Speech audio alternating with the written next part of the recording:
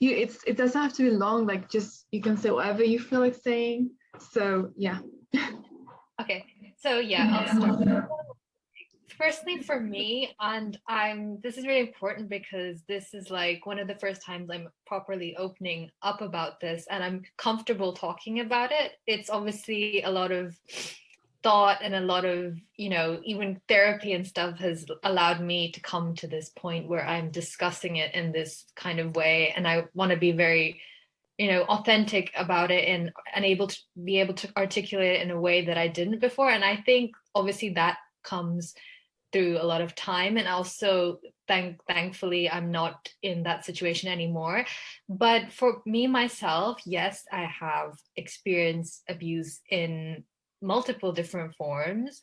I guess the kind of first kind of very obvious example, which I'm sure that a lot of young women have experienced, is sort of abuse in a romantic relationship with, for example, a boyfriend, more than one. And I think this is very, very important, and it really traumatized me personally, and it traumatizes a lot of women as well, because as young women we're still growing when we're in our teens, and even in our 20s we're still growing. We don't know who we are. So when you're in an abusive relationship, and at the same time it's a paradox, someone's telling you that they love you and at the same time they're telling you they hate you, it kind of almost, you start to believe it, and it's a form of manipulation, and it kind of molds you into the image that they want you to be, which is submissive and subservient.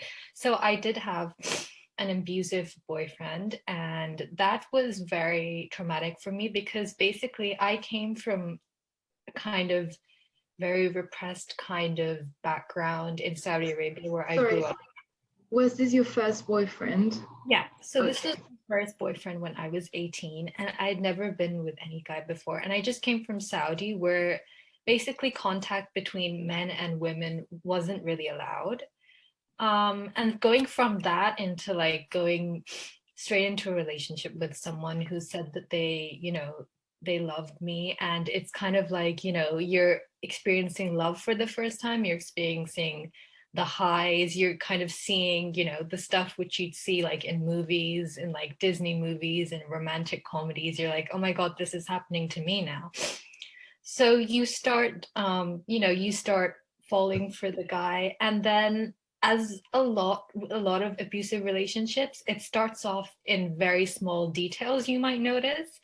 And it starts off as something like, very minor, which you can't even like, doesn't even register at the time, but it might start with a comment and be like, oh, you're looking a bit chubby today. Red's not your color, don't wear red. Or, being something like, oh, you shouldn't drink, you're a woman. Women shouldn't drink, women shouldn't swear. And it starts snowballing and growing to an extent where it starts becoming more and more obvious, and it's verbal little nitpicks, then it's psychological. What are you wearing? Where are you going out? Who are you hanging out with? Are you cheating on me? And then it gets into, obviously with some men, not all, but some men, they do use violence and use their hands to get their point across, not to sound crude, but yeah, that's what happens. And it was a small buildup, and it was subtle to the point where I couldn't even, I didn't even realize it was happening. It wasn't like, oh, I was with this guy and he just like punched me or something. It was a small buildup. And I feel like with an abuser, that's a key trait, that they work on manipulating their victim first, getting them to their side. So like, it's like, they focus on showering you with love, with compliments, so you feel safe with them.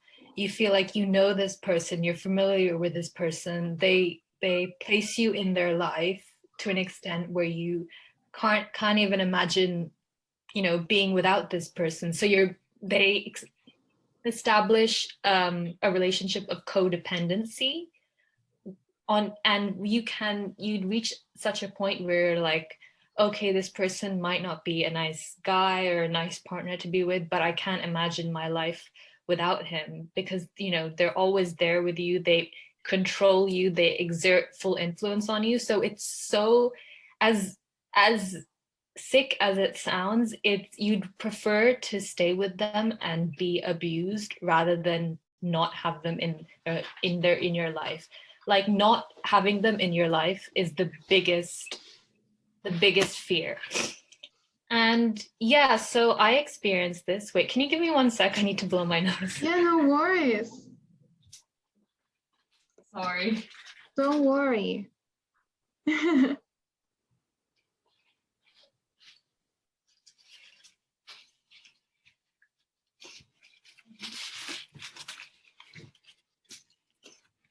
Yeah, sorry. Yeah, so you basically, it becomes a cycle of an abuse where they're continuously, it goes from hearts and flowers to something very dark and sinister. And I experienced it, you know it was such a contrast going from Saudi and like hardly ever talking to boys, like having no experiences, to going to like a full-on toxic abusive relationship where I'm with this guy every day, and he's got my phone and he won't give me my phone, and he's screaming at me and yelling at me and like telling me not to do this, and if like blackmailing me that if you don't do this then I'll do this. And it really becomes fear, and that's what abusers prey on. They prey on fear and also control. And a lot of what I've learned is, in life, a lot of times people, and this is the sad thing, a lot of times in life they say that what the thing people want most is love. I disagree. Having seen my experiences, I'd say that a lot of people in life want power. And that's a lot of this. See, a lot of those, for example, abusive men or even abusive women, they say that, oh, I act this way because I love you, but it's not they want power. Power. They want they don't want love. It's always about, almost like a master servant relationship. They want someone, they don't want to be equals. They want that power and balance. And I guess this can only be a reflection of, I guess, the patriarchal structures which we live in. And for example, like I gave one example of me living in Saudi, like that's probably, one of the most patriarchal structures in the world. And, I used to think, I mean, I had this mentality that, oh, I'm out of Saudi and like nothing's bad as Saudi. But coming to London, I kind of saw that, okay, if like technically, legally, institutionally, there might not be power imbalances in the same way, like in the UK, for example, compared to Saudi, but it doesn't mean in like day-to-day life and societally there isn't still a huge power imbalance, and that there is not still an infrastructure of patriarchy within society in the UK, because it's still very much a problem even in the UK. Like every year, like I think I was reading, it was like 1.6 million women are affected by abuse, and like 1 in 4 women will experience abuse in their lifetime. And that's in the UK. That's not even UK, like one of the wealthiest countries in the world. Like that's not even, a developing country. And this is if you look throughout history, a lot of the worst crimes, maltreatment of another human being, it's because of that power. It's because one person or one group of people say that they want dominance over another one, and they use excuses like religion or love or Culture. culture to Yeah. justify it. But at the end of the day, it's literally one person or a group of people being like, I want to be more higher up, I want to be superior to another person, and to do that I'm going to do everything in my power to obtain that, even if it means sacrificing a life or lives or harming people.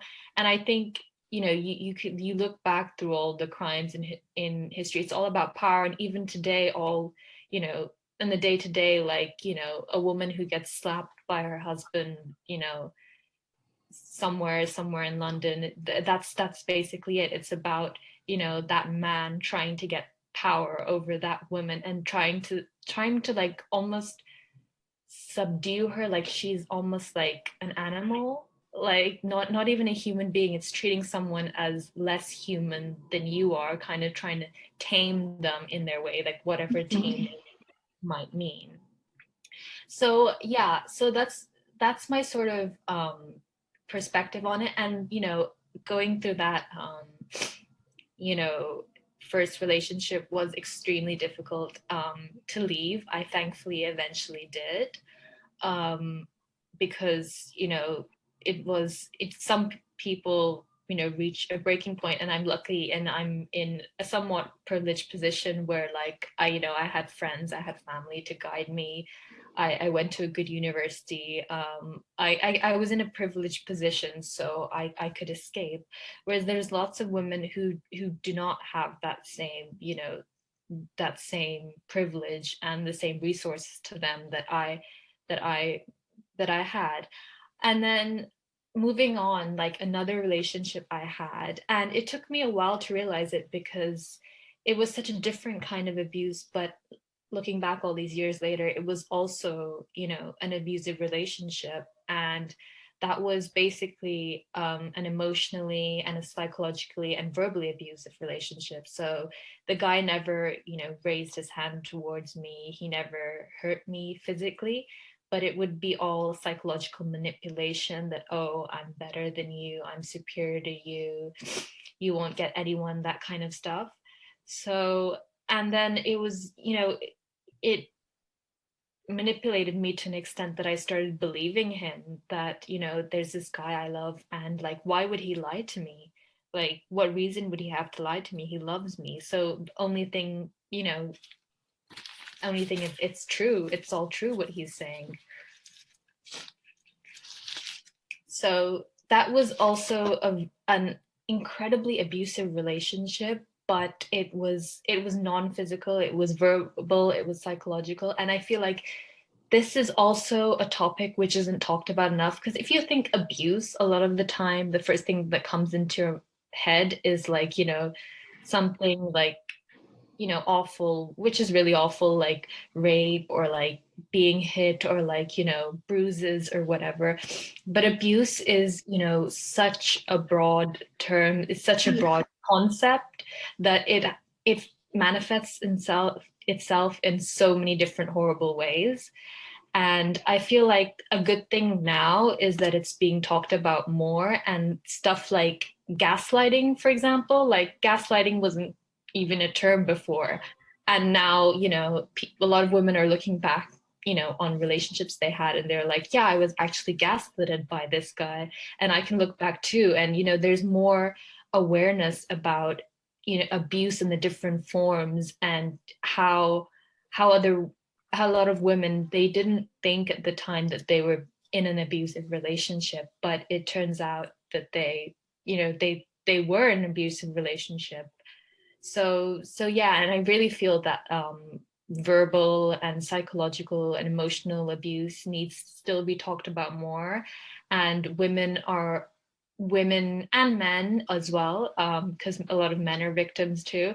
They should be taught, you know, what to do in those situations, and how to handle them, and how to get out of these situations when someone says to you something which is demeaning or degrading because they want power of you. You say to them, no, you don't say that to me, you cannot speak to me like that, you can't speak to any human being, any woman, any man like that, you have no right to say that to me.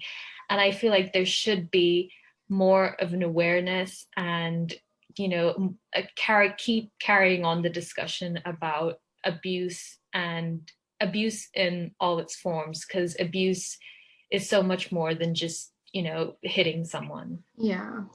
So you think then that there should be like this conversation should be more normalized, and there should be more resources and more visualizations of these power dynamics that are not only like, you know, relationships, but like, as you just said, it's just power imposition in the name of love. So yeah, I think that was brilliant.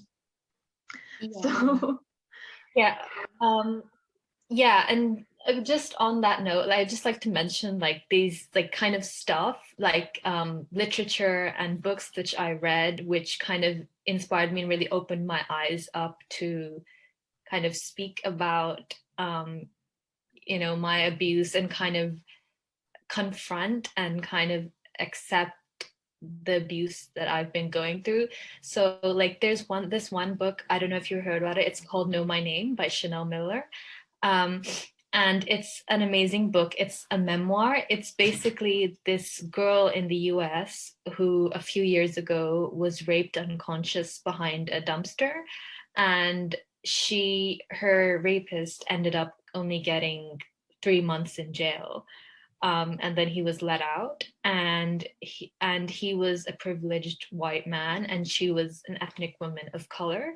And she wrote this memoir to kind of she was discarding her anonymity because she was anonymous before, but she said that, know my name, I'm Chanel Miller, and I was the girl who was raped by the Stanford swimmer.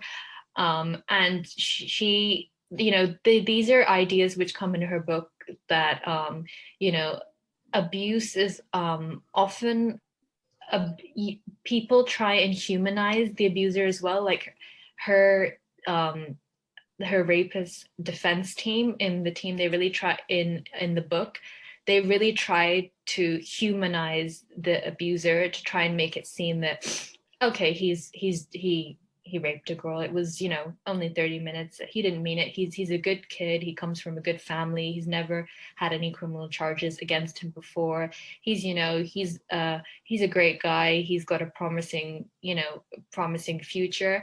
And at the same time, they didn't yet humanize her in the same way that she was the victim of this crime. She was the one who had her body taken over by someone else without consent.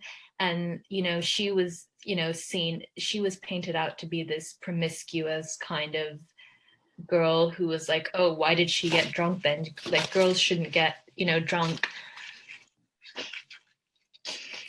So this was a book which really, really inspired me to talk about, my own abuse, because I've been in that situation where I've been kind of character assassinated or painted out, as a loose woman, kind of like the Madonna whore complex, that either she's pure or either she's just a slut. And yeah, so this really inspired me. And also another book, which I read, it's a novel called My Dark Vanessa. And it's an American novel. And it's basically about this girl who had a relationship with her teacher. And later on, she grows up and it affects her for the rest of her life. And throughout the whole novel, she believes it's a consensual relationship. It's kind of like a modern day Lolita. So, and you see it throughout the novel, the flashbacks of how he manipulates her and exerts control over her and lets her take the blame of this, being this silly teenager who is infatuated by a teacher. But at the same time, you see how, as an abuser, he's trying to cover his tracks because he knows what he is doing is wrong. If someone didn't know what they were doing was wrong, that they wouldn't be cautious, they wouldn't be very careful about what they're doing, they wouldn't manipulate someone, they just do it spontaneously. But this guy, this grown man, was abusing and grooming this girl, and she, to such an extent that years later, even when she's 32, she's still obsessed with this guy and she still believes it's a consensual relationship. So this again was a very important book which I read, which allowed me to understand that a lot of times abusers, in their own mind, they confuse their twisted sense of love that they have with what is actually a desire for power. and to really widen power imbalance ever. And there's a huge infrastructure of patriarchy which allows them to do it. There's a huge host of vulnerable women who can accommodate that desire. And also I was watching this thing about a convicted sex offender, and in an interview he said, if you put me in a room with 100 women, I can pick out for you in a few minutes which one of them is the most vulnerable. And that's also something which abusers do. They will pick on someone who they think is vulnerable, because an abuser will never pick on someone who they think will fight back. They will see someone who is maybe, they will pick on someone who they believe is trusting, who is loving, or perhaps there's a significant power imbalance. They don't earn as much as you do. They don't come from a privileged background. And that's a key skill of an abuser. They prey on the weak. They don't prey on the strong. They prey on who they think will be an easy target. So for example, the thing with pedophiles, they'll prey on young girls because they are vulnerable.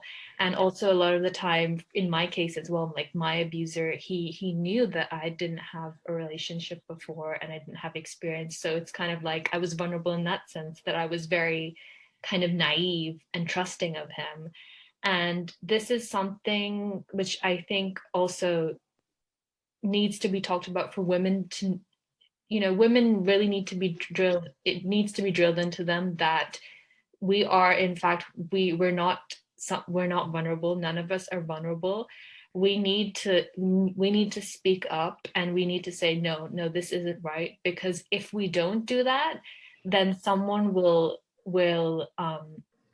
mistake our passivity or our silence for weakness, and they'll prey on us.